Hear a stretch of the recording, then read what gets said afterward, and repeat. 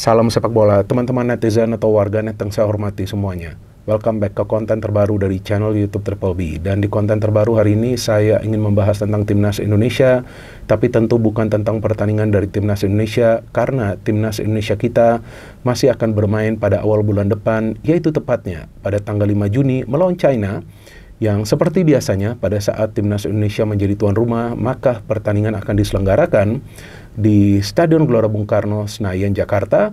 Dan waktu pertandingan juga sama seperti pertandingan sebelumnya melawan Bahrain, yaitu kick-off akan dimulai pukul 20.45 waktu Indonesia Barat. Dan seperti yang sama-sama kita ketahui teman-teman, bahwa untuk sementara ini Timnas Indonesia kita berada di peringkat nomor 4 dari klasmen sementara grup C, babak kualifikasi Piala Dunia tahun 2026, round 3 zona Asia. Nah, sedap kan ngomongnya? Karena kalau beberapa tahun yang lalu kita lebih sering berdiskusi, bahkan sampai berdebat tentang Timnas Indonesia yang belum bisa menjadi juara dari Piala AFF. Tapi sekarang kita lebih sering berdiskusi tentang, dan tentunya berdebat juga tentang peluang dari Timnas Indonesia yang akan bermain di Piala Dunia.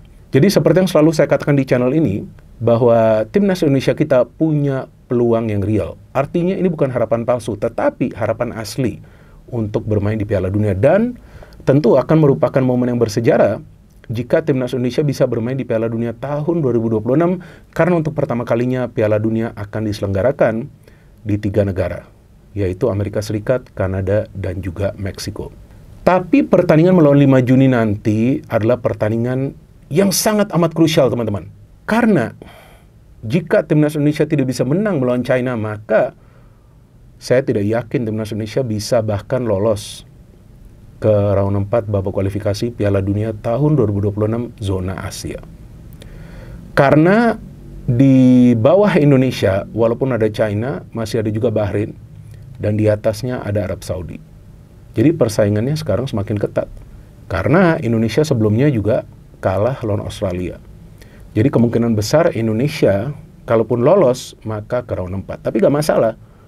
Yang penting bisa lolos ke round 4, kemudian nanti kita tunggu mainnya di negara mana. Kalau nggak salah, negara-negara yang sekarang masih berjuang di kualifikasi Piala Dunia boleh mengajukan sebagai tuan rumah. Dan kita harapkan jika Indonesia nanti juga bidding, ya bisa juga nanti Indonesia yang terpilih sebagai tuan rumah pada saat Indonesia juga dipastikan akan bermain di round 4, dan tentu itu akan merupakan keuntungan yang sangat besar bagi timnas kita. Dan jangan lupa, satu-satunya wakil dari Asia Tenggara yang berada di round 3 ini adalah Indonesia. Jadi bisa juga nanti FIFA memberikan kesempatan bagi Indonesia menjadi tuan rumah. Tapi itu belakangan, kita pikirkan. Yang penting nih, pertandingan pada tanggal 5 Juni nanti. Dan bagusnya, tiket untuk pertandingan ini telah terjual habis alias sold out. Luar biasa memang animo dari supporter kita. Tapi ada tapinya. Tapinya jumlah tiket tidak seperti sebelumnya. Karena kita tahu beberapa pekan yang lalu Indonesia disanksi FIFA akibat perilaku oleh sebagian supporter yang hadir di Stadion Gelora Bung Karno pada saat pertandingan melawan Bahrain, karena dianggap perilaku diskriminatif ya dari beberapa supporter tersebut kepada para pemain timnas Bahrain yang diberitakan pada menit ke-80, sehingga FIFA memberikan sanksi kepada Indonesia bahwa jumlah supporter perlu dikurangi dan juga ada denda 400 juta rupiah. Tentu ini merupakan sebuah kerugian teman-teman. Mungkin bagi teman-teman kalian akan mengira, kan China masih berada di bawah kita. Betul, secara kualitas China berada di bawah timnas kita. Tapi jangan salah, mereka juga punya peluang untuk lolos minimal ke round 4. Jadi bagi mereka juga pertandingan pada tanggal 5 Juni nanti adalah pertandingan final. Dan saya yakin jajaran pelatih dan juga para pemain tidak akan menganggap remeh China. Karena mereka juga sebetulnya masih punya peluang, dan kemungkinan juga mereka akan parkir panser di GBK. Akan menyulitkan para pemain kita untuk bisa menciptakan peluang. Taktik yang sama yang mereka pakai pada saat mereka menjamu Indonesia tahun lalu. Jadi ini akan merupakan pertandingan yang sulit bagi Indonesia. Ya memang kita optimis, tapi nggak boleh juga overconfident. Karena sebetulnya lawan Bahrain juga timnas kita juga kesulitan untuk creating chances yang berbahaya dan hanya bisa mencetak 1 gol. Tentu ada masalah dalam finishing juga. Tapi China ini yang saya khawatirkan juga sih. Artinya ya kita nggak boleh menganggap remeh, apalagi pada saat sekarang nggak bisa full house. Ya istilahnya kalau PSSI menyiapkan 60.000 tiket, berarti dengan pembatasan atau pengurangan 15%, ya berarti 51.000 lah yang bisa membeli tiket, kurang lebih seperti itu. Tapi jika PSSI menyiapkan 70.000, ya berarti tentu lebih banyak sedikit. Tapi biasanya kan menyiapkannya 60.000 ya, yang dijual. Kemudian mungkin sisanya atau tambahan dari 60.000 itu adalah untuk para sponsor. Karena saya pikir kehadiran supporter Timnas Indonesia di dalam stadion itu sangat berpengaruh terhadap para pemain tim lawan. Walaupun Jepang bisa menang telak ya di GBK, tapi Jepang kan sudah beda ya. Jepang kelasnya sudah beda. Tapi Arab Saudi, Bahrain, bahkan Australia, wah mereka kewalahan. Karena jika full house, ya mereka juga akan kesulitan juga sih untuk bermain. Yang pertama akan kekurangan oksigen, cuacanya lembab, kemudian berisik juga, gak gampang loh. Dan para pemain tim lawan itu kan belum terbiasa bermain dengan pressure seperti di GBK. Jadi dengan pengurangan jumlah supporter ini tentu adalah kerugian bagi Timnas Indonesia sebagai tuan rumah. Karena ada beberapa teman saya yang nonton pertandingan melawan Bahrain di GBK dan mereka mengatakan para pemain Bahrain itu kelihatan nervous, kelihatan gugup dengan tekanan dari para supporter yang terus memberikan semangat kepada para pemain Timnas Indonesia. Tapi sayangnya kan kalau menurut FIFA ada perilaku diskriminatif dari sebagian supporter, sekitar 200 atau 300 lah ya, nggak jelas ya berapa jumlahnya, kan nggak gampang juga menghitung jumlah supporter yang melakukan perilaku diskriminatif lah terhadap para pemain Timnas Bahrain. Nah, itu yang sangat disayangkan. Maka itu selalu kan saya katakan di channel ini, jika kalian nonton di dalam stadion ya jagalah ketertiban. Dan perlu respect kepada para pemain tim lawan. Karena pada saat Indonesia bermain di luar negeri sama seperti itu juga. Ya kalau mau yel-yel, ya kan mau cywar ya wajar, tapi jangan sampai diskriminatif. Nah, sekarang kan sangat disayangkan ada pengurangan jumlah supporter. Ya, tetap akan banyak sih supporter di dalam stadion GBK, tapi kan akan kelihatan itu kekurangannya. Ya, ini tentu adalah faktor non-teknis. Yang penting ini kan secara teknis juga. Ya kan, secara teknis memang nggak perlu diragukan lah kekuatan dari timnas kita. Tapi seandainya GBK full house, wah bisa kena mental juga tuh para pemain China. Dan secara teknis juga ini kan yang kita khawatirkan, yaitu absennya beberapa pemain, ya kan? Nah, absennya beberapa pemain itu juga yang bisa mempengaruhi permainan dari Timnas Indonesia. Yang pertama Martin Paes. Kan Martin Paes kena sanksi ya, akumulasi kartu. Marcelino juga seperti itu. Nah, Martin Paes ini sebetulnya tidak tergantikan. Memang ada Emil Audero. Tapi problemnya yang saya ikutin perkembangan dari Emil Audero, timnya itu kan lolos ke playoff untuk promosi ke Serie A Palermo. Nah, jika timnya lolos terus sampai final, maka berarti Emil sebagai pemain inti dari Palermo akan bermain sampai tanggal 1 atau 2 Juni. Pertandingan pada tanggal 5 Juni. Nah, tanggal berapa dia akan bisa gabung ke Timnas Indonesia? Nah, ini bisa menjadi masalah. Kemudian ada rumor sebelumnya saya nggak tahu ini benar atau enggak, bahwa bisa juga Cyrus Margono dipanggil. Nah, kita tunggu apakah Cyrus kalau dipanggil bisa nanti perform seperti Martin Paes. Emil Audero sih ya seharusnya kalau pemain yang berkualitas gak akan kesulitan untuk beradaptasi, ya kan. Martin Paes juga langsung cepat. Dan selain itu Marcelino yang diberitakan kena akumulasi kartu. Marcelino ini pemain yang penting loh.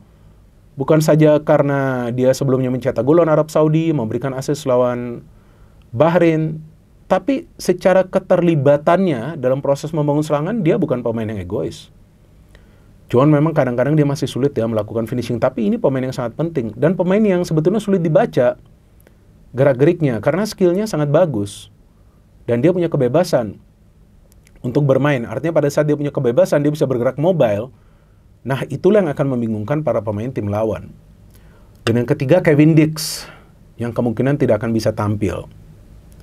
Memang sampai saat ini belum ada kepastian dia akan bisa tampil atau tidak, tapi kemungkinannya tidak akan bisa tampil. Ini juga sebuah kerugian, walaupun memang masih ada Sandy Walsh. Kayaknya Sandy Walsh yang akan bermain di posisinya Kevin Dix. Dan bisa juga Asnawi kembali dipanggil sebagai backup. Ya dong, bisa juga. Sebelumnya kan Asnawi gak dipanggil. Tapi yang masalah utama ini yang menurut saya adalah Marcelino yang absen. Karena Marcelino sejauh ini bermain di timnas tuh stabil lah permainannya, apalagi di round 3 ini. Jadi dia adalah pemain yang penting dan pemain yang sulit ditebak pergerakannya. Apalagi dia kan dengan Ole kan udah satu klub. Jadi sebetulnya chemistry-nya sudah ada juga antara dua pemain ini. Tapi kan yang kita ketahui timnas kita ini sebetulnya kan punya banyak pemain lain. Nah ini artinya tugas dari jajaran pelatih nih. Patrick Kluivert, Alex Pastoor, dan juga tentunya Dani Lanzat sudah harus mencari formulanya. Kira-kira siapa nih pemain-pemain yang akan mengisi posisi dari pemain-pemain yang tidak bisa bermain. Atau ya seperti Kevin Dix yang kemungkinan tidak akan bisa tampil. Ini sangat penting, karena lawan China ini kalau nggak bisa menang, wah saya nggak yakin akan lolos ke round 4. Ya banyak yang mengatakan mungkin di Jepang akan menang. Berat lah.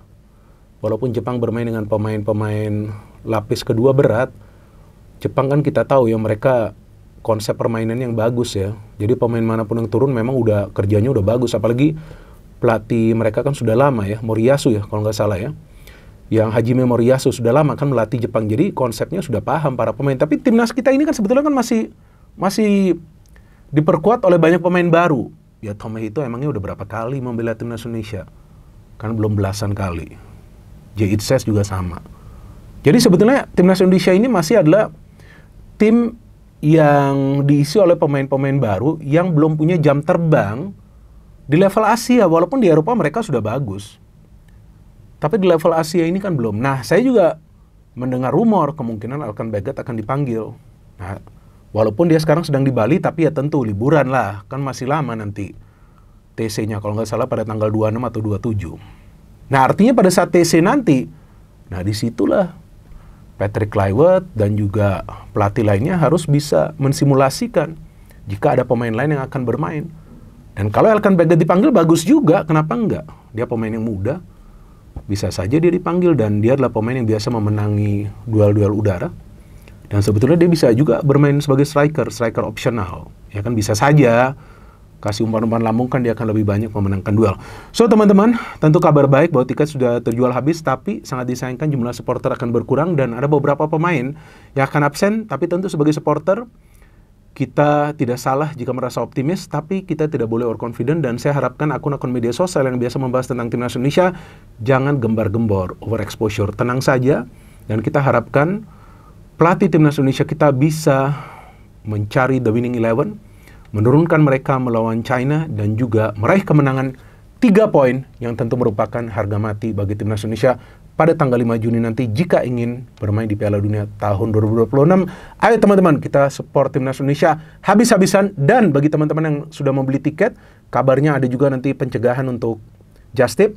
Nah, jadi jika teman-teman beli dari Just Tip, maka akan dikenakan biaya ya, kalau nggak salah biaya tambahan. Nah, hati-hati. Maka itu kalau bisa beli langsung, tapi kabarnya juga tidak mudah untuk membeli langsung. Mungkin sudah ada lah calo-calo ini, tapi ya kedepannya saya harapkan akan bebas dari Just Tip atau calo, agar kalian bisa beli langsung dengan harga yang lebih murah, dan tentunya sistemnya akan berjalan dengan baik dengan memakai Garuda ID. So we wait teman-teman, kita tunggu perkembangan selanjutnya, dan nanti saya akan kembali untuk membahas tentang timnas Indonesia jika nanti ada update yang baru.